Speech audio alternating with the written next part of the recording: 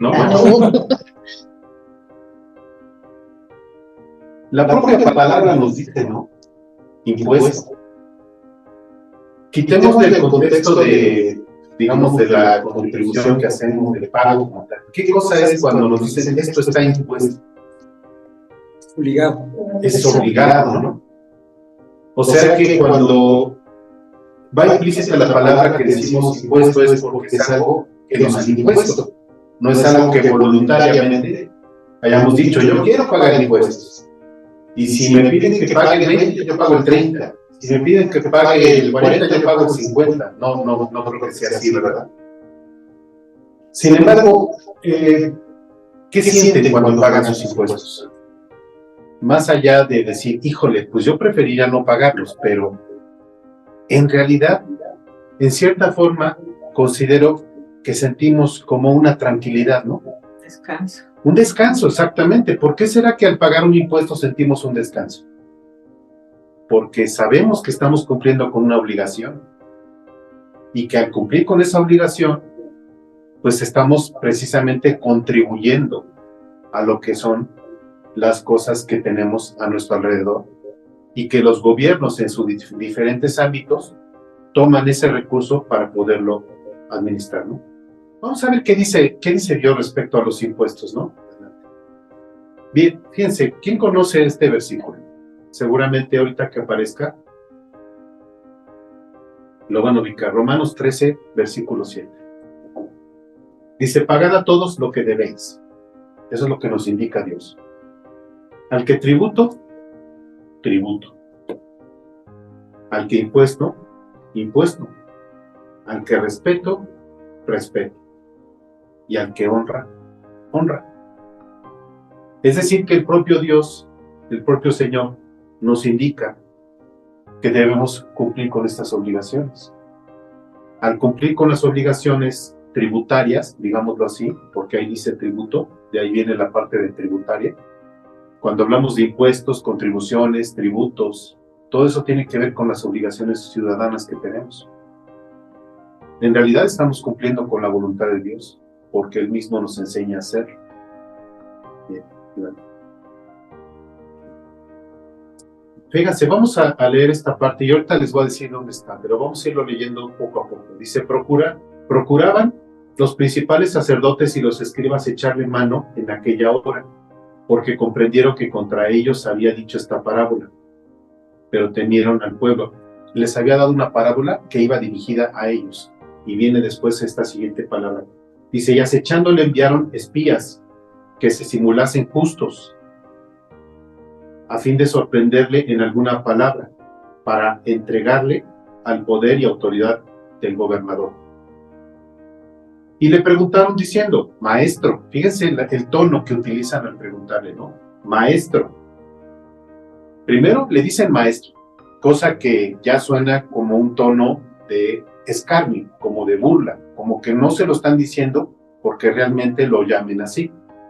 Y le dicen, sabemos qué dices y enseñas rectamente, como que se están preparando para soltarle una pregunta con doble intención, y que no hace esa acepción de personas, según ellos, ¿no? Le están dando su lugar, sino que enseñas el camino de Dios con verdad, ¿sí? Y viene la pregunta,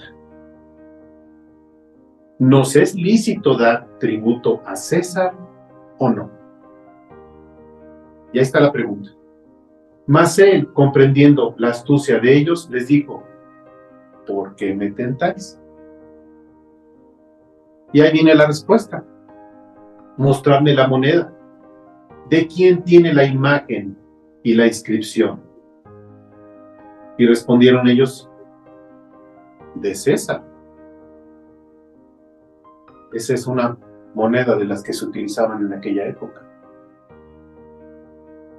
Entonces les dijo, pues dad a César lo que es de César y a Dios lo que es de Dios. No hay contradicción. No les dice, deja de pagar impuestos porque eso va en contra de la voluntad de Dios. Tampoco les dice, sí hay que pagar impuestos. Simplemente les dice, me estás haciendo una pregunta en la cual me quieres hacer caer. pero no me vas a hacer caer. Porque hay un equilibrio. Y él dice, esto es de Dios y esto es del gobierno. Puedes cumplir con los dos y debes cumplir con los dos. Y entonces por eso utiliza esta frase. Y es algo que se ha desarrollado incluso hasta nuestros días, ¿no? Cuando decimos, pues dad a César lo que es de César y a Dios lo que es de Dios. Dice, y no pudieron sorprenderle en palabra alguna delante del pueblo, sino que maravillados en su respuesta, ¿qué dice? No tuvieron más que quedarse callados. Adelante. Eso está en Lucas, capítulo 19, del versículo 10 al 16. Adelante.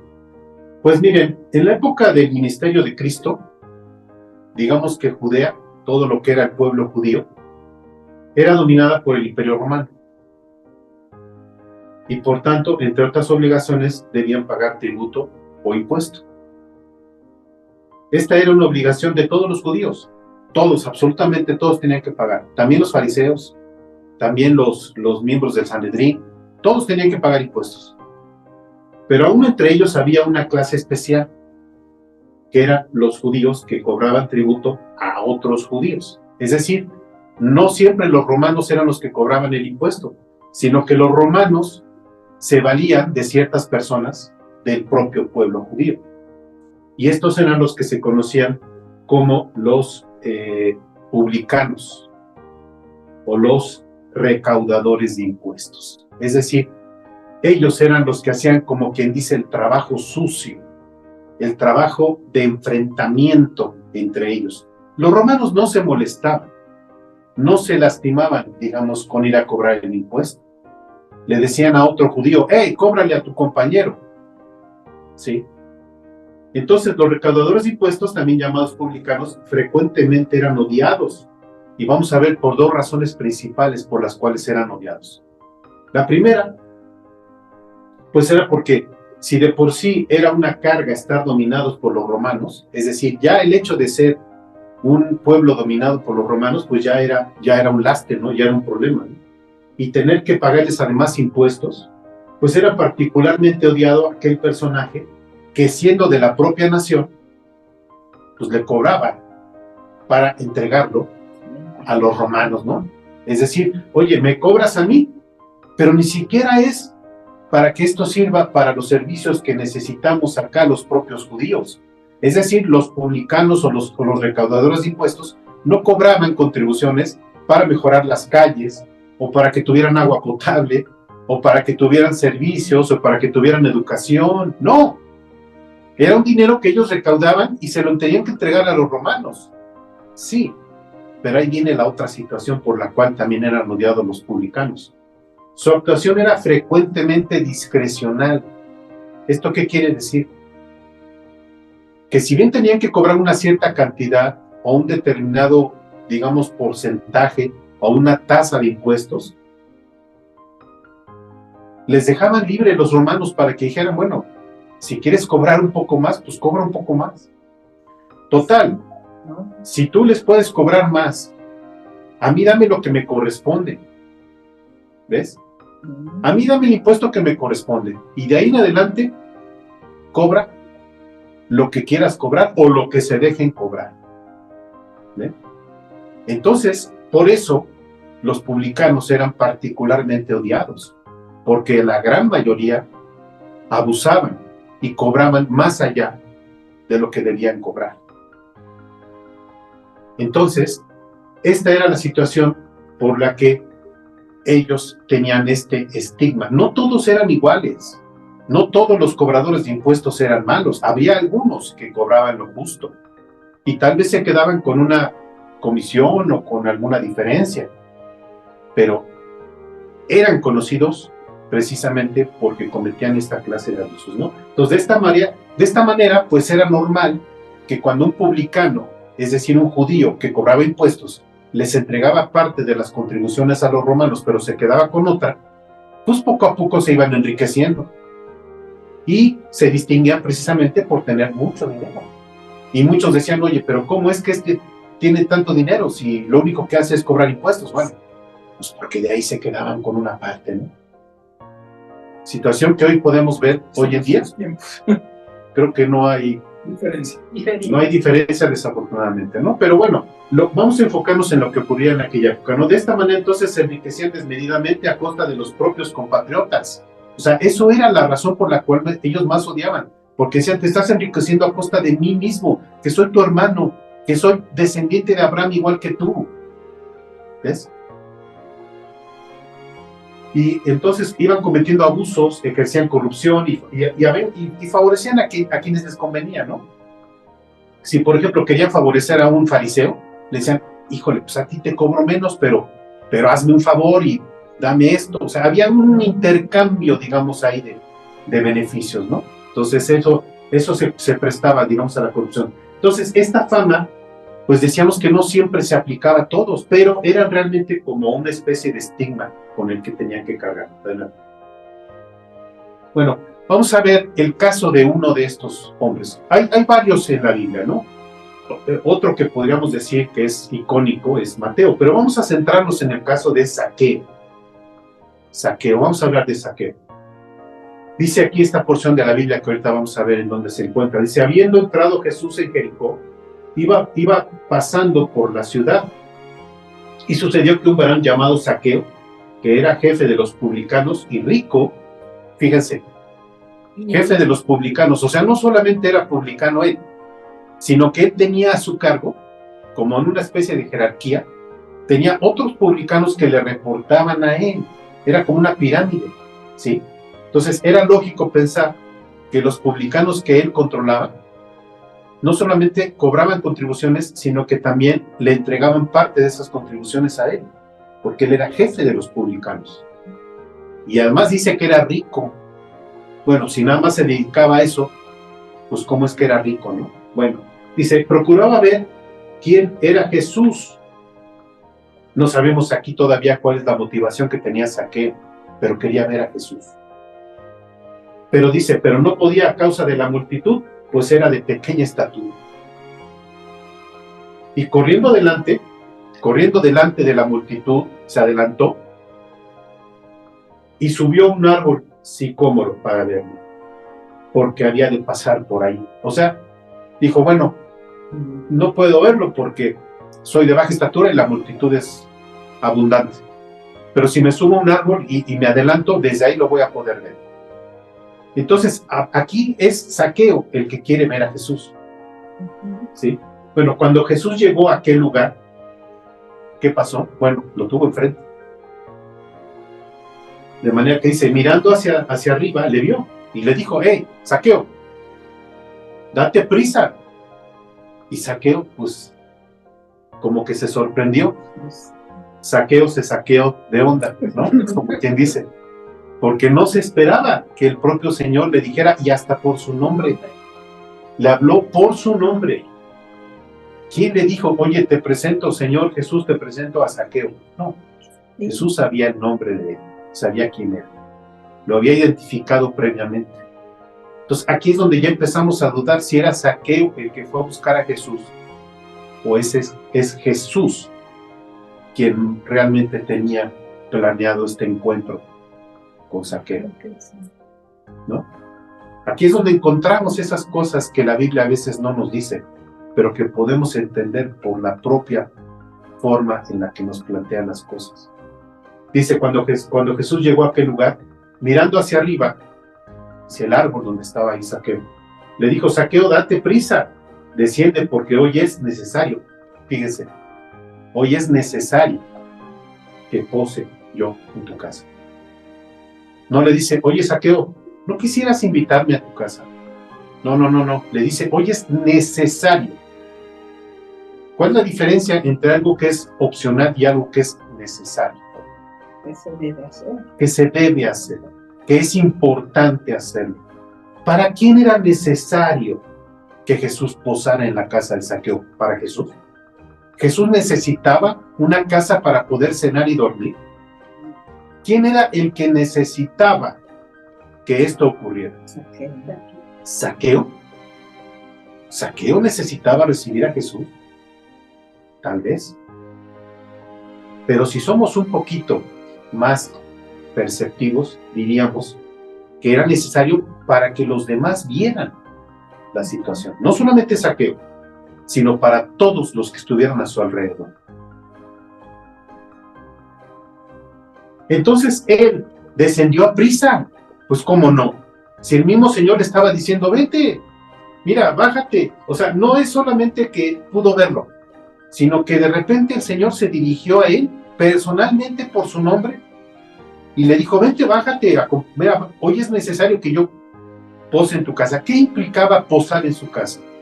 Tener una convivencia, cenar y luego quedarse esa noche ahí, porque dice posar, ¿verdad?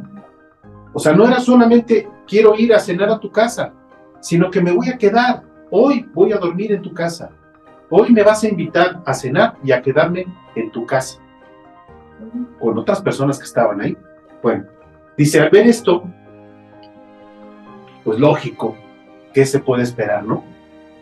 Murmuraban, dice, todos murmuraban, diciendo que había entrado a posar con un hombre pecador. ¿Por qué dicen ellos? ¿Por qué ellos dicen un hombre pecador? ¿Quién dice que Zaqueo era pecador? ¿Qué lo hace pecador? Los judíos pensaban que robaban, ¿no? Pensaban que robaba, porque esa era la creencia. Acabamos de ver cuál era la creencia que se tenía respecto a los publicanos, ¿no? Que se hacían ricos porque robaban, todos. Entonces era lógico que dijeran, es pecador, porque muchos ponían incluso como sinónimo, decían, publicano es sinónimo de pecador. O a veces decían, acuérdense cómo criticaban cuando decían, tú cenas, te quedas con publicanos y pecadores, con prostitutas y publicanos. Decían prácticamente que el Señor iba con estas personas que hacían lo malo, ante los ojos, evidentemente, de los judíos, porque bueno, ciertamente tampoco podemos criticarlos. Ellos se basaban en la ley de Moisés y decían, a ver, aquí hay un versículo, aquí hay una parte, aquí hay un mandamiento que dice no robarás.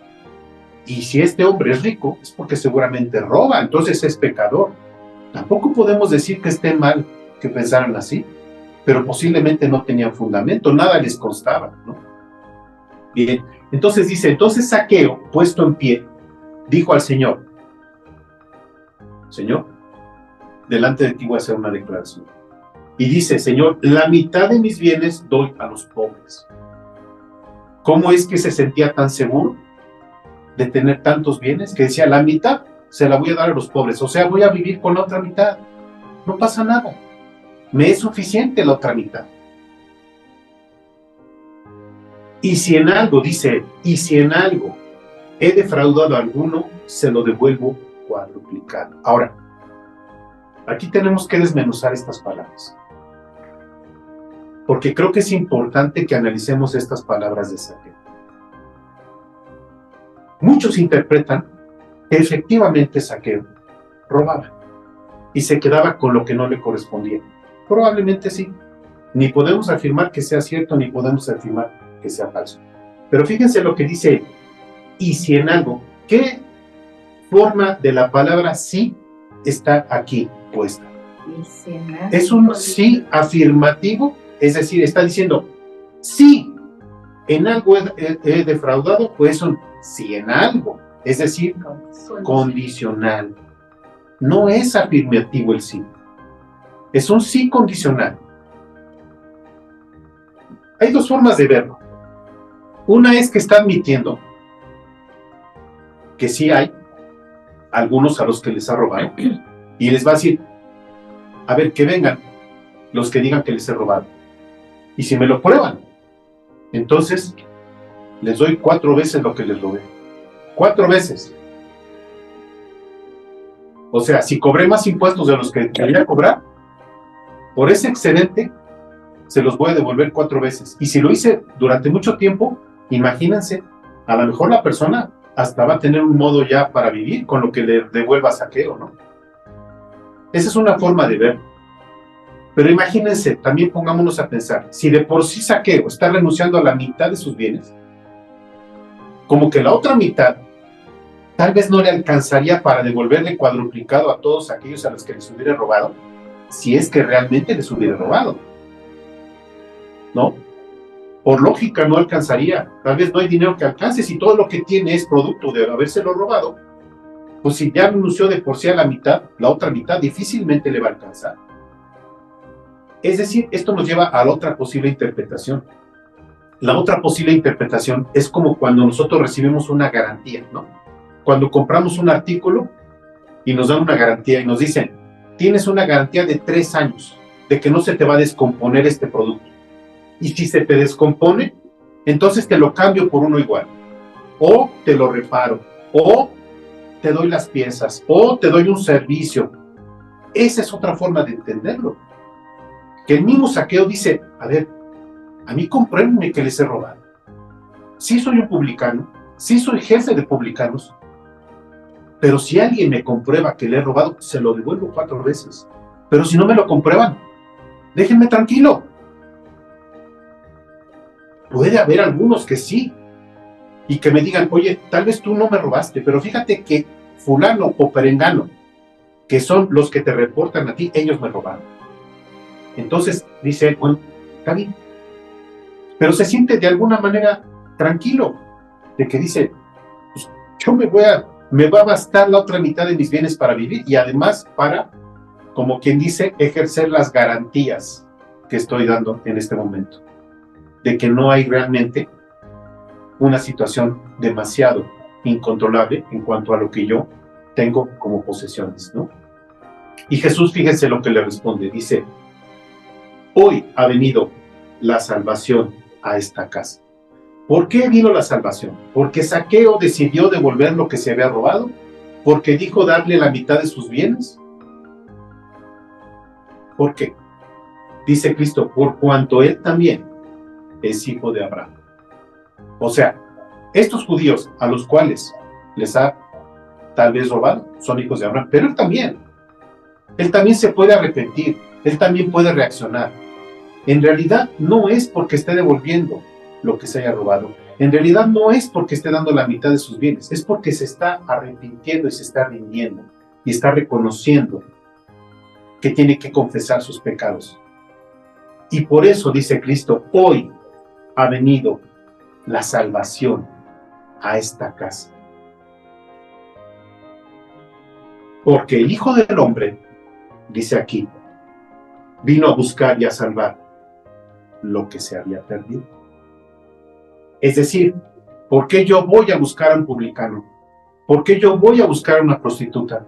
¿Por qué yo voy a buscar a un ladrón? Porque esos son los que están perdidos. Y entonces allá en Lucas 19, del 1 al 10, eso es lo que dice. Declara el Señor que Él vino a buscar lo que se había perdido. Entonces, pensemos en estas preguntas a manera de reflexión. ¿Zaqueo era pecador porque era recaudador de impuestos? En aquel entonces a veces se asociaba. Decían, no, si es recaudador de impuestos, sinónimo de pecador. Bueno, más bien había algunos, tal vez la mayoría, no lo sabemos, que siendo recaudadores de impuestos se aprovechaban y sacaban más de lo debido. Eso era robar, por lo tanto era pecado. Pero Zaqueo no era pecador porque fuera recaudador de impuestos. Zaqueo era pecador porque era humano, igual que nosotros. Por esa razón era pecador. ¿Era correcto entonces pagar impuestos en la época de Jesús? Era correcto, era obligatorio, sí. La nación de Judea estaba dominada por los romanos, pero tenían que cumplir con su obligación de pagar sus impuestos. Era correcto en aquel entonces. ¿Y si no pagaban?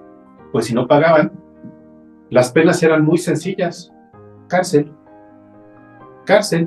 y de ahí hasta que pagaran lo que tenían que pagar. Pero no solamente cárcel, sino además quedaban la familia sujeta a la obligación. Y entonces también lo que pasaba era que los mismos hijos entraban en la cárcel por las deudas del padre. Sí. Ahora, ¿es correcto pagar hoy las contribuciones que nos corresponden? Sí. Tenemos un ingreso y nos dicen, hay que hacer una declaración de impuestos y pagar el impuesto. ¿Y estamos felices? No, pero O sea, no estamos felices por pagar el impuesto, pero sí estamos satisfechos de cumplir con esa contribución, con esa obligación. Por eso también la palabra significa contribuir, porque tú aportas algo para el beneficio común, que es la sociedad. Y eso es algo que Dios te indica. Entonces hoy también las contribuciones que nos corresponden las debemos pagar y nos debe dar satisfacción el poder pagar esas contribuciones. Porque además piénsenlo de esta manera. Si yo pago una contribución es porque tengo un ingreso, ¿verdad? Si no tuviera un ingreso no tendría que hacer una contribución. Entonces qué bueno que tengo ingresos, porque el ingreso regularmente es mayor que la contribución. Entonces tengo que darle gracias a Dios por estar en la posibilidad de pagar impuestos, puesto que antes de tener que pagar impuestos, tengo una base gravable, o sea, algo de lo cual yo saco un porcentaje para pagar impuestos. Eso es cuando pagamos el impuesto que tiene que ver con el ingreso. Pero pensemos también el impuesto, por ejemplo, sobre los artículos que compramos. En México se llama impuesto al valor agregado. En otros países tal vez tenga otro nombre. Pero piensen ustedes, si tú puedes comprar un artículo, una sala, un comedor, una pantalla, un teléfono, pues es porque tienes el poder adquisitivo para hacerlo. Y entonces tienes que pagar un cierto porcentaje por ese bien. Quiere decir que entonces Dios te proveyó del ingreso necesario para poder comprar ese bien, ese satisfactor. Entonces puedes decir, qué bueno que tengo los 100 pesos para comprar este artículo y además tengo el X porcentaje para pagar el impuesto inherente a la compra de ese artículo. Y esa es también parte de la voluntad de Dios, ¿no? Bueno, parece que Zaqueo fue a buscar a Jesús, hace ratito lo comentábamos, ¿no? Porque procuró incluso subirse a un árbol para poder verle. Pero en realidad este varón no sabía qué esperar. A él le dijeron, ahí viene Jesús, espérame, déjame subo al árbol porque, pues para verlo, ¿no? Pero él no sabía qué esperar, no sabía qué era lo que iba a ocurrir. A lo mejor simplemente iba a estar ahí como cuando vemos pasar un desfile, ¿no? Y nos subimos a un lugar alto y decimos, mira, ahí va el desfile, y ya. Pero el que va desfilando ni siquiera sabe quiénes somos, ni siquiera nos va a hacer caso. No, en este caso fue completamente diferente. Él se subió al árbol para ver a Jesús, pero fíjense, ¿qué fue lo que pasó? Que el Señor Jesucristo le dijo, hey, baja, y hoy tengo que posar en tu casa. Fue entonces la reacción de Jesús la verdaderamente determinante. No fue la actuación de Zaqueo, sino la reacción de Jesús. Es él quien se dirige a Zaqueo y le indica que debía en ese momento recibirle en su casa esa misma noche. ¿Estaría muy interesado Jesucristo en cenar? Porque dijo, no, este fariseo, no este fariseo, sino este publicano, seguramente tiene mucho dinero. Si yo le digo que me invite a cenar, me va a dar una cena espectacular. ¿Sería esa la motivación del Señor Jesucristo? No. Definitivamente no. Sino que recuerden la palabra, cuando dice él, hoy es necesario que yo pose en tu casa. Es necesario para que lo vean los demás, para que los demás me cuestionen, para que los demás me critiquen, para que los demás me digan que soy un falso profeta porque me junto no con los otros fariseos y que me llamen maestro, entre comillas, según ellos, porque lo dicen de una manera irónica. A ver, si es que eres maestro, ¿por qué haces esto? Era necesario que él se pusiera en esa situación de vulnerabilidad. Porque él aceptó, él vino a eso. Él vino a decir, yo vengo a rescatar lo que está perdido. De manera que entonces él dijo, bueno, no me importa que me critiquen, porque al final van a entender. Y muchos dicen que murmuraban y decían, mira, se fue a cenar con Zaqueo, y se fue a cenar con un publicano, seguramente es porque está buscando algo. Pero cuando Zaqueo, aparentemente sin que nadie se lo pidiera, dijo, doy la mitad de mis bienes a los pobres, y la otra mitad, igual era destino para mí, pero si de esa mitad en algo he defraudado a alguien, se lo voy a devolver cuadruplicado. Esa tranquilidad y esa seguridad tenía Zaqueo de que esa mitad le alcanzaría para cumplir con esta promesa. Entonces, ¿qué pasa? Que de ahí el Señor hace una declaración contundente diciendo, hoy ha llegado la salvación a esta casa. Sí. Juan, y es interesante mencionar que cuando llega Zaqueo empieza a hablar de esas cosas, porque él no habló de otros temas. Sí. Que Zaqueo, ¿qué concepto tendría de Jesús? No lo conocía. Sin embargo, Dios movió el corazón de Zaqueo. Es el Espíritu Santo el que se hizo presente en esta situación para llevar a Zaqueo a la situación en la que él se encontraba. Ahora, fíjense una cosa muy importante. ¿En alguna parte ven ustedes que digan, ¿y Zaqueo dejó de ser recaudador de impuestos? No, ¿Y Zaqueo dejó de ser el jefe de los publicanos? ¿Y Zaqueo dejó esa vida que tenía de pecado porque era recaudador de impuestos? No, Se pierde. no lo dice. Es decir, que podemos entender que probablemente Zaqueo siguió siendo recaudador de impuestos. Es decir, siguió con su vida. No como el caso de Mateo. Como el caso de Mateo, efectivamente, pero ahí es un caso completamente distinto, aunque tiene similitud, porque también Mateo era recaudador de impuestos, pero efectivamente, como bien menciona Jorge, Mateo es un caso distinto. Pero con Mateo podíamos tener un análisis en otro mensaje, porque sí, efectivamente, es otra situación la de Mateo. Pero si nos enfocamos ahorita en Zaqueo recibió la salvación, y dice aquí que la casa de Zaqueo, es decir, podemos entender que incluso fue la familia de Zaqueo, porque dice el Señor, hoy ha llegado la salvación, no solo a la vida de Zaqueo, a esta casa. No sabemos cuántos familiares tenía Zaqueo, no sabemos si tenía esposa, si tenía hijos, pero fíjense qué interesante que Cristo dice, hoy está llegando la salvación a esta casa. Y entonces, ¿qué pasa? Que probablemente Zaqueo, de ahí, dijo, bueno, pues ya llegó la salvación en mi casa, pero yo tengo como oficio el ser cobrador de impuestos. Puedo ser un cobrador de impuestos honesto. Y además, fíjense, algo interesante, que así como él tenía a su cargo otros recaudadores de impuestos que probablemente eran deshonestos, que probablemente cobraban más de lo debido, podemos pensar que a partir de este momento Zaqueo diría, a ver, espérame, ¿cuánto dicen los romanos que hay que cobrar? Eso cobras. Y si acaso te quedas con un salario, pero no más.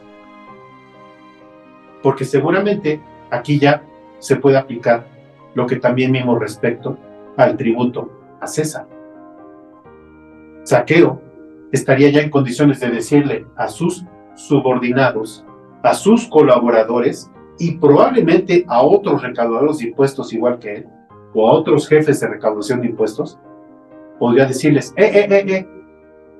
dale a César lo que le corresponde, pero nada más, no abuses, no le quites de más al que forma parte de tu nación, pero puedes seguir con tu actividad. ¿Eso qué quiere decir? Que muchas veces pensamos que para poder seguir a Dios tenemos que dejar lo que estamos haciendo. Tal vez no, probablemente no.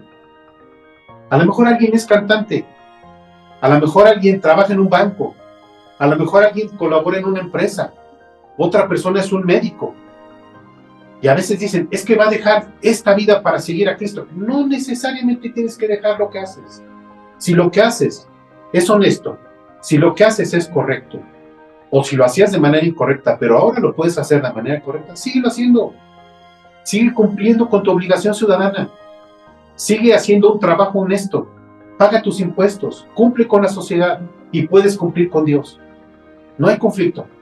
No está peleada una cosa con la otra. Ahora, si es que llega a haber un conflicto, entonces sí, tienes que hacer un correctivo, de acuerdo a lo que Dios te marque. Pero quise tomar hoy como ejemplo esta actividad de recaudación de impuestos, porque ejemplifica lo que probablemente era algo muy señalado en aquella época. Pero fíjense cómo el caso de Zaqueo sí se diferencia, y lo veríamos en otro momento, del caso de Mateo, porque aparentemente, o al menos no tenemos ningún indicativo de que sea diferente, él siguió siendo un recaudador de impuestos. Y siendo recaudador también podía ejercer misericordia con Claro. su pueblo, porque lo amaba. Exactamente, sí. viudas o gente que de verdad podía ayudar. Exacto, porque recuerden que dijimos que era un tanto discrecional la forma en la que cobraban. Y los impuestos prácticamente se cobraban en aquel entonces al que iba pasando. Hey, tú vas pasando, me debes impuestos. No se formaban a pagar. Se formaban a pagar, sí, pero porque sabían ellos que tenían que pagar de acuerdo a ciertas obligaciones que tenían. Pero entonces, efectivamente, como dices, tal vez a quien dice, no, esta señora, híjole, pues realmente yo sé que no tiene ingresos, pues no le debo cobrar un impuesto. Porque había otros que decían, eres viuda, no me importa, pagas porque pagas. Y si no, mira, a la cárcel. Y que te vengan a sacar a ver tus familiares, a ver quién. Pero mientras tanto, no sales de la cárcel hasta que pagues lo que debes. Pero bien dices, a lo mejor ahora puede ejercer misericordia y decir, bueno, que pague el que tiene y que contribuya proporcionalmente. Pero también puedo tener ese derecho o esa potestad de decir, bueno, a este déjamelo tranquilo o a esta déjamela tranquila, ¿no? Entonces, en realidad Jesús es quien decide llevarle a Zaqueo la salvación, no Zaqueo el que la va a buscar. Es Jesús quien le lleva la salvación a Zaqueo. Cuando le dice por su nombre, baja de ese árbol, porque hoy es necesario que yo pose en tu casa. Él ya tenía su propósito. Él decía, hoy va a llegar la salvación a la casa de este hombre. Zaqueo ni siquiera sabía lo que iba a pasar. Previo sentimiento de arrepentimiento de él, porque sí, le tuvo que sembrar a través del Espíritu Santo el arrepentimiento que todos llegamos a sentir cuando reconocemos a Cristo como nuestro Salvador. En su simple condición de pecador, no de recaudador de impuestos. Cristo lo buscó no por su condición de recaudador de impuestos, sino por su condición de pecador. Ninguna diferencia con nosotros. A nosotros también nos buscan, no por el oficio que tenemos, sino por la condición de pecador que tenemos y que es inherente a nuestra propia naturaleza. Como todo ser humano, y justo, repito, como cualquiera de nosotros. O sea, ¿la salvación está abierta para un recaudador de impuestos? Sí. ¿Y para un cantante? También. ¿Y para alguien que roba? También. Nada más que debe dejar de hacer lo que está haciendo mal. Ese es el punto, ¿no? Y arrepentirse y reconocer a Cristo como su Salvador. Y seguramente, en ese momento, él irá reconociendo paulatinamente, o ella irá reconociendo paulatinamente, lo que tiene que corregir en su vida, que es lo que tenga que ver con el pecado, no lo que tenga que ver con su oficio, ni con su actividad. Con lo que ofende a Dios, ¿no? Claro, lo que ofende a Dios. Bien. ¿Les parece si oramos para darle gracias a Dios por esta enseñanza que nos ha dado el día de hoy? Sí. Señor y Padre que estás en los cielos, te agradecemos infinitamente porque tú nos das de tu gracia, de tu conocimiento, de tu palabra, y nos permite, Señor, reconocer que en ti está todo lo que debemos de saber, que todas las respuestas están en tu palabra. Así que te damos gracias por la vida de este hombre, Zaqueo, de su familia, pero te damos gracias también por cada uno de los corazones que tú has tocado para arrepentirse y para venirse a ti. Entre ellos, Señor, te damos gracias por esta salvación que tú nos obsequias, sin merecerla, pero que viene del sacrificio de nuestro Señor Jesucristo. En el nombre de Él, amén. Bien. Gracias. Pues muchas gracias. Gracias.